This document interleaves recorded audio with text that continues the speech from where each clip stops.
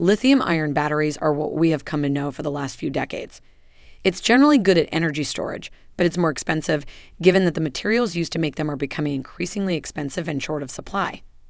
Scientists may have discovered a new type of battery that will change the status quo of energy storage. Batteries are very important to the transition to a cleaner, greener future, but the current state of lithium-ion technology is not sustainable for the future we see. Lithium-sulfur technology is the new kid on the block. It is more affordable, more energy-dense, and lasts longer. It could accelerate the integration of renewables into our energy grid and promote the adoption of electric vehicles. But until now, a technical issue has prevented them from being economically viable. Lithium-sulfur batteries might have reached their full potential thanks to an unintended but significant discovery. Could this lithium-sulfur discovery become the future of battery storage? Let's take a look. Energy storage is the key to the future of renewables. Lithium-ion batteries, which we have all used and are familiar with, are currently the king of energy storage. These batteries are in everything that requires electricity to run, such as our phones, on our wrists and smartwatches, and now in our cars. Lithium-sulfur battery is a newcomer to the scene that has recently attracted much attention. Lithium-sulfur batteries have been hailed in recent years as a promising contender for ushering in a new era of energy storage. However, it hasn't reached mass production status. A team of chemical engineers at Drexel University has now discovered a way to enable their practical application. Before we get into this exciting discovery, let's examine why a lithium-sulfur battery could be a revolutionary upgrade to lithium-ion technology.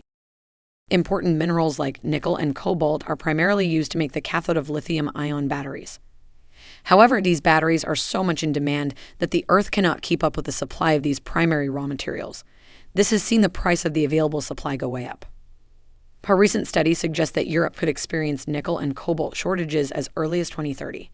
The report also projects that for the EU to achieve climate neutrality by 2050, it will require 100% more nickel and 330% more cobalt than it does now. The logistics of sourcing these materials are just not sustainable to achieve these goals within the given time frame. Developing new mines are painfully slow. A mine permit, for instance, can take 10 years to be granted.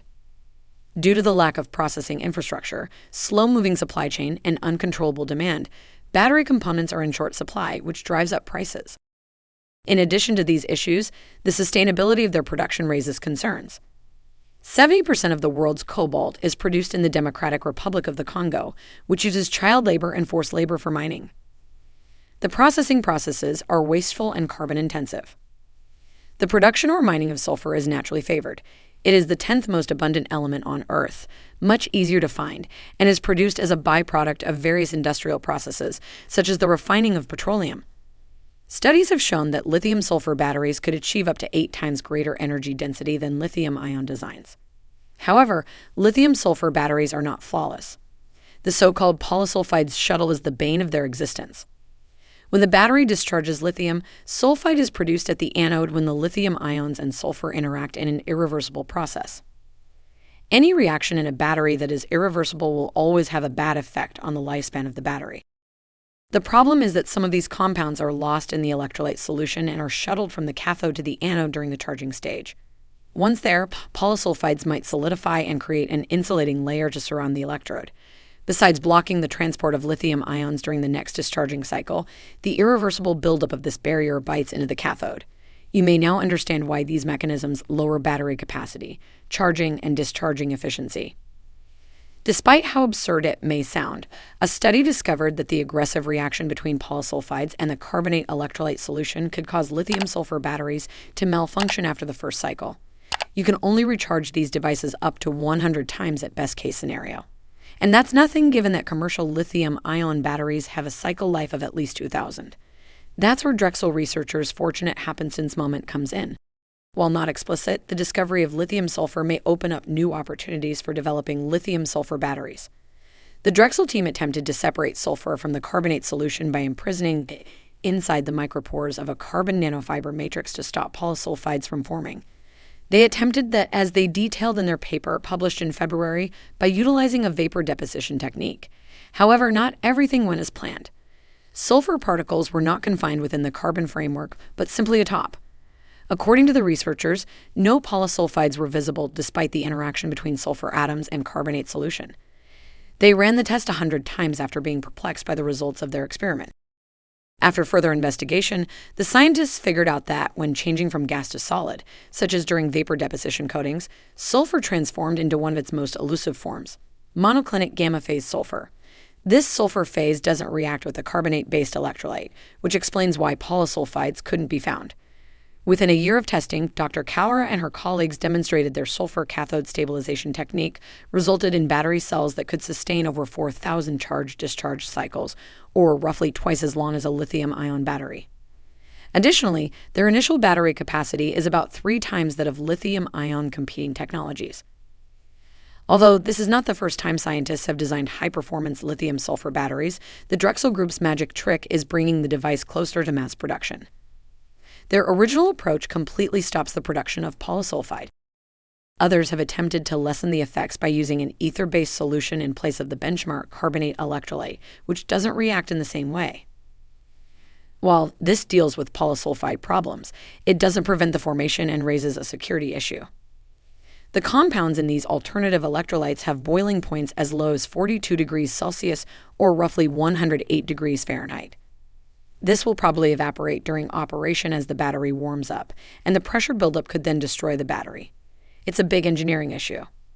These scientists are already planning to take this technique one step further, using sodium instead of lithium for making the anode, and that would be a significant advancement. The Earth's crust contains 1,400 times more sodium than lithium. Using sodium would make the battery way more affordable. There are enormous risks associated with lithium sourcing. Last January, green activists forced the Serbian government to block the Rio Tinto license for developing what would have been Europe's biggest lithium mine by output, on claims the lithium mine would have contaminated nearby water and land. Lithium extraction uses up a lot of water in addition to contaminating it.